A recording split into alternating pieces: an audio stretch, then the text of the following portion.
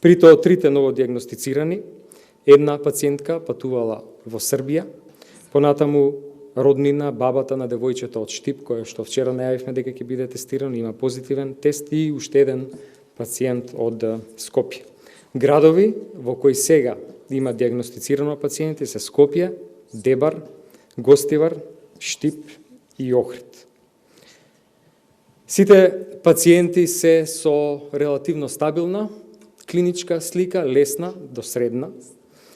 Пациентката која е на респираторна машина е единствена пациентка која е на механичка асистирана вентилација во нашата земја. Од касните синоќешни часови навлезе во многу критична фаза.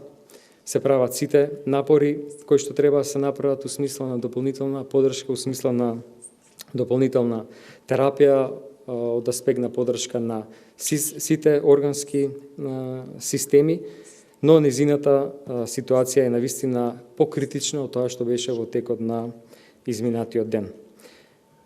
Сите останати пациенти се непроменети во однос на претходната состојба. Направена е домашна визита кај скоро сите пациенти кои што се на домашно лекување во текот на вчерашниот ден. Денеска се очекува да се заврши домашната визита и на останатите.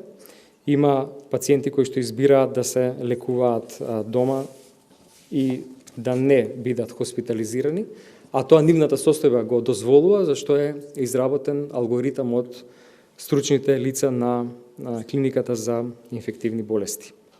Во однос на реорганизацијата и во однос на зголемување на достапноста на изработка на прво на взимање на материјал брисеви, а понатаму и на изработка во лабораторијата, од понеделник ќе функционираат два пункта во рамките на Здравствениот дом Скопје, во поликлиниката Чаир и Јане Сандански. Ке се закажува телефонски преку системот Мој термин и со тоа значено ќе се зголеми достапот до ова услуга во нашата земја. Затворањето на границата за наши граѓани е противуставно и ние тоа не можеме да го направиме, тоа не може да го направи ниту една земја, ниту па го направила како во регионот, така и во Европа. Мерките кои што ги носиме се согласно препораките и согласно степенот на ширење на вирусот.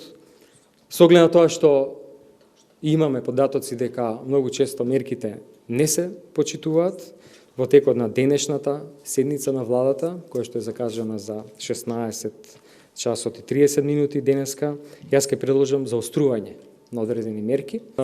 Оваа ситуација го смени животот, дека луѓето затворени дома се соочени со страв. Стравот е емоција, меѓутоа не треба да стане ирационален, заради тоа што така е некорисен и штетен.